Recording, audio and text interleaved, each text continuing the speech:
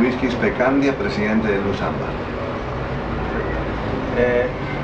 Doctor, cuéntenos un poquito cuál es su percepción respecto al transporte, sus orígenes, cómo ve aquí en la ciudad de Lima, digamos, ahora, desde sus inicios de transporte hasta el día de hoy, más o menos, el transporte público. Lo que podemos hacer para entender en su contexto el problema del tránsito y transporte, tenemos que hacerlo a partir del año 90. Cómo funcionaba el transporte de 90 hacia atrás, en nuestro país y en Lima en particular. El transporte urbano estaba a cargo de empresas que eran propietarias de las unidades vehiculares. Estas empresas tenían la característica de ser comités cooperativas. Era el mismo régimen, tal y cual es un sistema cooperativo en que finalmente todos son socios, todos son dueños y finalmente no son dueños, individualmente no son dueños de nada, son socios y como socios forman parte de esta entidad, son dueños del patrimonio en general. Entonces, esta característica tenía el transporte urbano hasta los años 90. Comités, cooperativas, había una empresa de la municipalidad en Atruperu y había una empresa del Estado que era una empresa de propiedad social. Cuando llega el 90, evidentemente el país está en absoluta crisis en general, una crisis económica, hackeados por el terrorismo, absolutamente una situación caótica en ese estado. Entra un nuevo gobierno y para cambiar esta situación, una de las cosas que se hace es incorporarnos al libre mercado. Cambia, hace un giro de 190 grados el Estado. Entonces, en el transporte lo que hace el Estado es promover que estas empresas que eran comités o cooperativas se reconviertan en sociedad anónima. Y al convertirse en sociedad anónima, como sabemos, el accionista es dueño de las acciones en la escritura pública, pero tangiblemente no tiene nada. Entonces, todos los bienes pasan a nombre de la empresa. Pero esta empresa es manejada por un directorio y un gerente general. Y lamentablemente en los primeros años de la gestión de estas nuevas empresas, quienes se benefician económicamente son los directores, el gerente, pero el socio común y corriente no ve ningún beneficio económico. Entonces, esto empieza a generar las primeras controversias entre los miembros de una empresa de transporte y se dividen en dos, luego en 4, en 6 y en 8, y se van multiplicando. Y en lugar de constituir empresas propietarias de las unidades vehiculares, lo que hacen es afiliar. Entonces, con la reforma que se da en el Estado, se permite el ingreso de vehículos usados, de timón cambiado inclusive. Entonces, quienes acceden a estos vehículos, los que van saliendo de las empresas privadas en ese entonces, perdón, de las empresas estatales, pues con lo que recibían de beneficio, adquirían un vehículo. Y así se va haciendo la flota vehicular renovada en sí con vehículos usados de timón cambiado, pero finalmente empieza a atenderse la demanda de viaje en toda la ciudad. Pero lo peculiar, lo característico, estas empresas no son propietarias de las unidades vehiculares y solamente los afilian a los propietarios de los vehículos. Esta manera perniciosa de crear unas empresas se extiende hasta nuestros días. ¿Por qué? Porque el gerente de esa empresa no tiene un poder real ni sobre los vehículos ni sobre los operadores, me refiero al cobrador y al chofer. En una empresa en que el gerente es dueño de su testimonio, es decir, dueño de su escritura pública, pero no es dueño ni del vehículo ni tiene poder sobre los personal que opera, pues lamentablemente tenemos lo que tenemos, un caos. ¿Por qué? Porque cada vehículo sale a trabajar a la hora que quiere y se retira a la hora que quiere. Y naturalmente quienes se benefician económicamente son los dueños de las empresas porque cobran diariamente entre 10 y 100 soles a cada dueño de vehículo dependiendo de la rentabilidad de la ruta. Y evidentemente han hecho mucho dinero los dueños de las empresas. De menos de 50 empresas que habían en los años 90, ahora tenemos más de 350 empresas de transporte. Entonces, eso nos da luces cómo es que se ha degenerado el servicio de transporte público, evidentemente con grave perjuicio a la población. En ese estado de cosas, finalmente, a partir del año 95, 96, empieza a darse los primeros pasos para proyectar el cambio del transporte. Y un grupo de transportistas de avanzada fueron los primeros en visitar Bogotá, traer de Bogotá a Lima al alcalde Peñalosa, al alcalde Tanamocos, al señor Víctor Raúl Martínez, que era el primer gerente de C99, el primer consorcio de empresarios en Colombia, en Bogotá, que forman un primer consorcio para formar parte del Transmilenio de Bogotá, que es un cambio muy, muy importante. adelante. Entonces, se gesta esa idea aún estando de alcalde el señor Andrade. Pero cuando postula la reelección y no es reelegido y asume la alcaldía el señor Castañeda asume también este proyecto y lo lleva adelante hasta el 2010 en que se inaugura el Metropolitano. El Metropolitano es un sistema BRT, es un corredor exclusivo. Quien gasta en la construcción del corredor es la Municipalidad del Estado y entrega en concesión a un grupo de consorcios, en este caso 4 consorcios que ganan la licitación y son los dueños de los vehículos. Y hay una tercera entidad que es la entidad recaudadora, quien cobra. De tal forma que este trinomio, estas 3 entidades son los que hacen el servicio del metropolitano. El Estado, representado por la municipalidad, los privados, que son los dueños de vehículos, y una empresa que recauda el dinero. De esa forma tenemos un corredor segregado con sus alimentadores. Pero eso no es suficiente. Hay un proyecto del COSAC 2 que era de Vitarte al Callao, que quedó en la nada. Es decir, ¿por qué? Porque en un 90% del mismo trazo, el gobierno central ha proyectado construir el subterráneo que ya ha empezado, la Ruta 2, que viene de Vitarte hacia el Callao y llega hasta el aeropuerto, un subterráneo, un tren subterráneo, que ya empezó a trabajarse la obra. De modo que estamos entrando a un periodo en el que se están dando los primeros pasos para reformar el transporte. En la gestión de la señora Villarán se han licitado los 5 corredores complementarios al metropolitano, se han establecido las rutas de integración, las rutas de aproximación y las rutas RESNAC, las rutas en las zonas periféricas. Entonces, en el papel está dicho la reforma, pero en la práctica tenemos el corredor azul de la avenida Arequipa y de la Javier Prado, que han sido implementados con demasiada premura y no se han implementado como debería ser. Entonces la idea es que esto se vaya perfeccionando, no se descarte, sino la gestión municipal lo que debe hacer es perfeccionar estos servicios para brindar un mejor servicio a la población.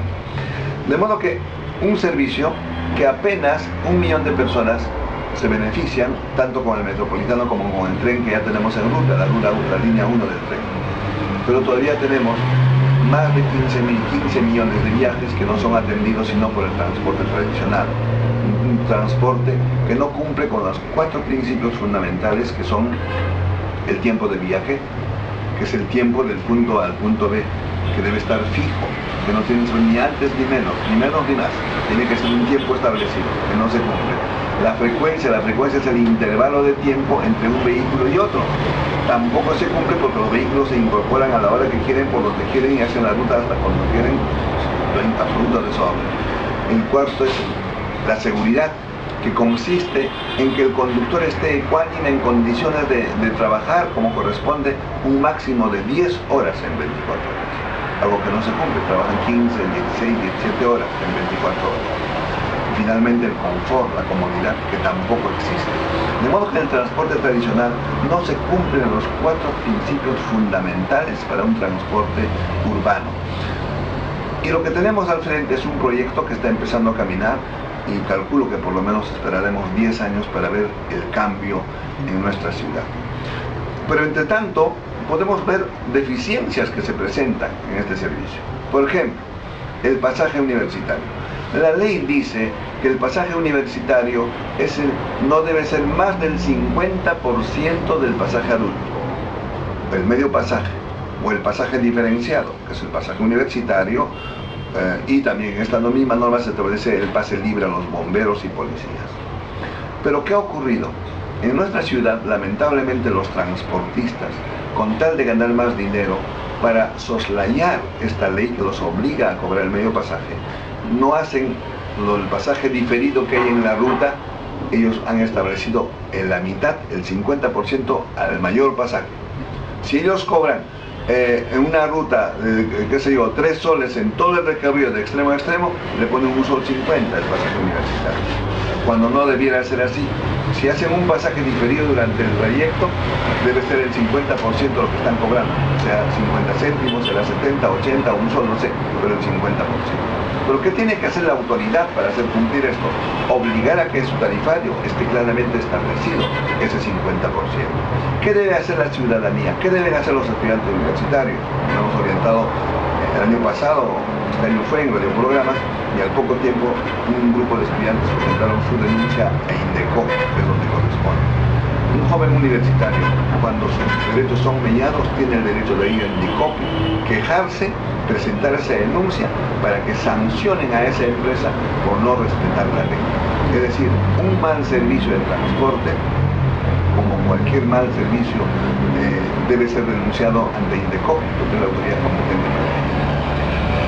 También en los servicios que tenemos, tanto en el transporte tradicional como en el transporte de trenes y el metropolitano, hay otro problema que se presenta sobre el acoso sexual. Lamentablemente en horas punta estos buses o estos trenes viajan atestados de pasajeros. Van demasiados pasajeros, más de lo que permite el aforo. Y en esas circunstancias se han dado denuncias de tocamientos indebidos, de acoso sexual, que en algunos casos han sido denunciados y están ya en proceso, y en otros casos no lo están. ¿Qué debe hacer la autoridad? Es, por supuesto, poner cámaras, poner vigilancia permanente. Se puede hacer en los trenes y en los buses metropolitanos, pero en el transporte tradicional es imposible, porque el acosador sube al bus, comete su fechoría y se baja en la siguiente esquina y no hay forma de detenerlo. Porque no hay paraderos cerrados, como en el caso del tren o del metropolitano. De modo que tenemos entonces un servicio absolutamente inhumano, un servicio deficiente, que confiamos que esta gestión municipal siga coadyuvando a ello, pero esencialmente para nosotros todo radica en una autoridad dispersa. Si bien es cierto, la ley establece que el transporte urbano está a cargo de los municipios, en el caso de Lima, por ejemplo, la propia ley señala que debería haber una gestión común, es decir, Callao y Lima deberían tener una gestión única. Y eso desde el año 99 al presente no se ha cumplido, simplemente por desidia de los dos alcaldes, porque los dos alcaldes no quieren tener esa gestión. Nosotros estamos impulsando esta autoridad única desde hace mucho tiempo.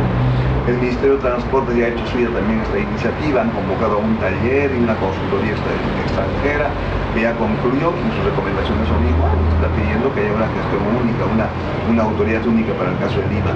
Confiamos que finalmente, como punto de partida para solucionar el problema del tránsito y transporte, sea esta única autoridad que pueda regular, prestar un servicio mucho más adecuado.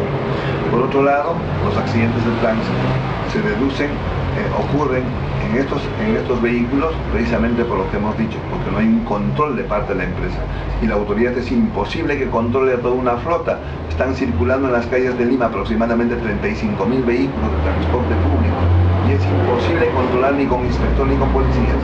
¿Qué tiene que hacerse? Controlar en los terminales. ¿Qué tiene que hacerse? Hacer que estas empresas se incorporen a un sistema ordenado, que haya buses de mayor dimensión, que desaparezcan las combis y clústeres y finalmente las empresas sean propietarias de las unidades vehiculares. Es la única forma de mitigar los accidentes de tránsito. Entre tanto, lo que se llamaba en Colombia la guerra por el centavo se está dando en nuestra ciudad, es decir, los correteos en busca de los pasajeros, porque lo que le interesa al conductor es ganar más, porque de esa ganancia se va a repartir con el dueño y el cobrador, y eso tiene que cambiar. ¿Los cobradores y los choferes están capacitados para tener ese trato humano con el cliente? De ninguna manera. Si bien es cierto, les obligan a hacer un curso anualmente a los transportistas de transporte urbano, esos cursos son absolutamente laxos, no tienen ningún sentido. Es un negocio para quienes dictan esos cursos, pero no había ningún cambio. 17 años que vienen dictando cursos a las empresas de transporte urbano, pero sin ningún resultado. Tiene que cambiar. ¿Cuáles son los distritos aquí en Lima Metropolitana más críticos en transporte público? Es decir, porque se encuentran atorados de repente en una hora determinada, por la cantidad de exceso de vehículos que puede haber. En realidad, en todo Lima, en horas punta, la situación es sumamente crítica. Hay una falta de una movilidad oportuna, por eso han aparecido los autos colectivos en todas las troncales de la ciudad. En horas de la mañana y en las noches hay autos colectivos, porque al ciudadano no le importa si los colectivos tienen o no autorización. No les importa si tienen o no tienen, lo que quieren es viajar.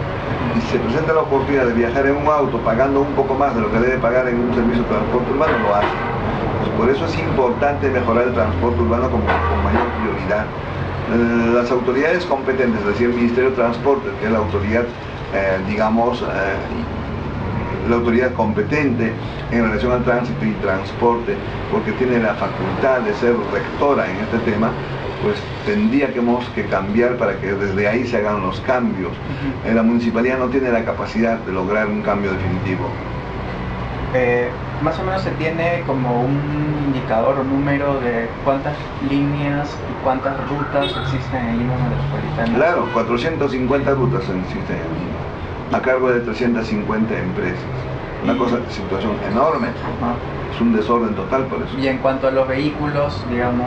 Hay 35.000 vehículos de transporte público entre Lima y Callao.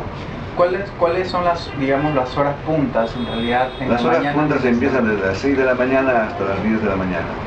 Y en las tardes a partir de las 5 de la tarde hasta las 10 de la noche. Pero naturalmente hoy en día, por la cantidad de vehículos privados que hay, las horas puntas también se dan igualmente para la circulación de los vehículos, es todo el día. Hay demasiados vehículos en la ciudad, no tenemos una capacidad de infraestructura suficiente para que puedan desplazarse los vehículos con mayor soltura, ¿no? Hay, lamentablemente la vía no es suficiente. Y ahora, si comparáramos esta situación con otros países, definitivamente ni siquiera tenemos la cantidad de vehículos que tiene Chile. Nosotros somos 30 millones de habitantes y tenemos apenas 2.700.000 vehículos en todo el Perú, 1.700.000 en Lima. En Chile son 15 millones de habitantes y tienen 5 millones de vehículos y no tienen los problemas que tenemos. Regresando al tema de la delincuencia, ¿usted cree que el transporte se ha convertido como un ecosistema para los rateros, los delincuentes y ahí cometer sus fechorías? Acción de algunos... Hay denuncias al respecto, pero creo que es aislado, no tanto así. Inclusive más bien son víctimas de los delincuentes, ¿no? Porque asaltan a los pasajeros, asaltan a los vehículos cuando están llegando a su destino y les quitan el dinero que tienen. O sea, la delincuencia es incontrolable en este momento en la ciudad. Pero sí también se han prestado, por lo menos en el servicio de taxi, por ejemplo, la delincuencia se hace latente, ¿no? No hay control sobre los taxis. Entonces hay taxistas que fungen de ese servicio y buscan a sus víctimas, ¿no? En particular las damas. ¿Cuánto tiempo digamos, al día una persona pasa viajando aquí en Lima? En Lima está estimado que estamos pasando aproximadamente 4 horas, 2 horas de ida y 2 horas de retorno, y un mínimo de 3 horas. Es la pérdida de horas hombre, ¿no? Tanto dentro del vehículo y a pérdidas de horas hombre podemos sumar también el gasto innecesario de combustible, ¿no? Entonces, es una situación grave, son mil millones, se estiman $1.000 millones de pérdida en un año. Y para ir ya finalizando la entrevista, ¿cuál es la percepción? Usted recibe información constantemente, quejas, denuncias. En base a todo ello, ¿cómo usted evalúa la percepción que tiene la persona que vive aquí en Lima sobre el transporte público? En el transporte público, la mayoría de la población, por decir el 98%, se quejan del mal servicio de transporte. Pero finalmente la población, que por lo menos la población de la periferia de la ciudad, lo asume como una necesidad. Está dispuesto a viajar en la combi porque le paga poco el pasaje y lo llevan hasta su destino. Porque cuando tengamos los buses de mayor capacidad ya no va a entrar al último rincón de la ciudad. Va a tener que salir un servicio alimentador que llegue hasta esta zona. Entonces, y eso tiene un costo naturalmente, eso tiene un costo. Entonces, yo creo que la población tiene que ir entendiendo que la reforma del transporte es beneficioso para todos. Si bien es cierto, puede subir el costo del pasaje, pero a cambio de un mejor servicio.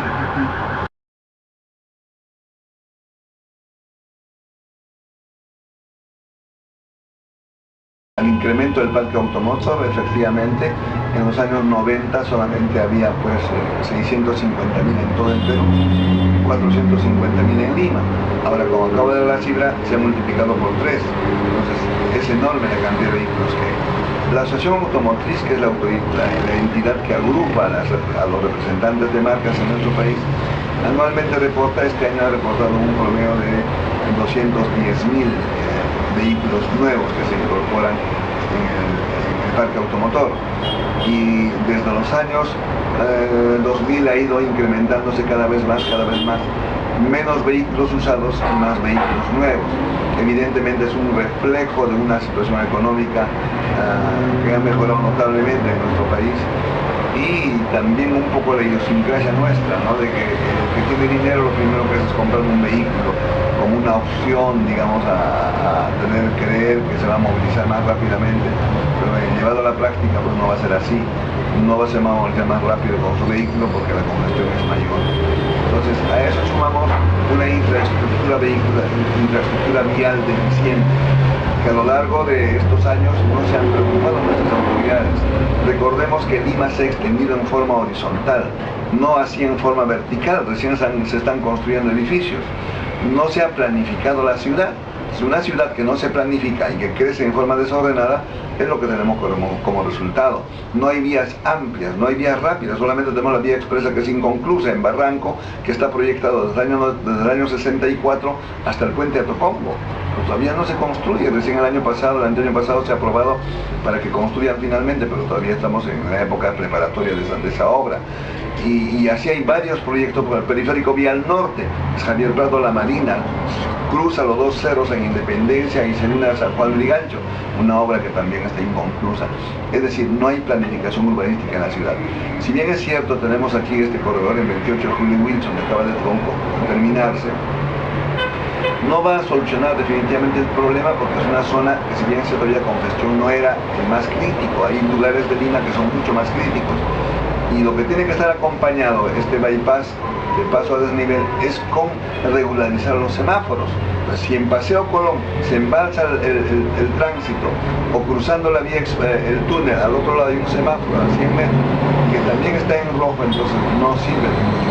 Pero es importante mejorar el sistema de señalización, poner en ola verde de tal forma que desde Tacna recorren Wilson, puedan cruzar por el túnel hasta el otro extremo, y para eso hay que perfeccionar el ciclo semafórico y evitar, por supuesto, que la policía también en el Paseo Colón interfiera en el ciclo semafórico, que es la costumbre también de la policía.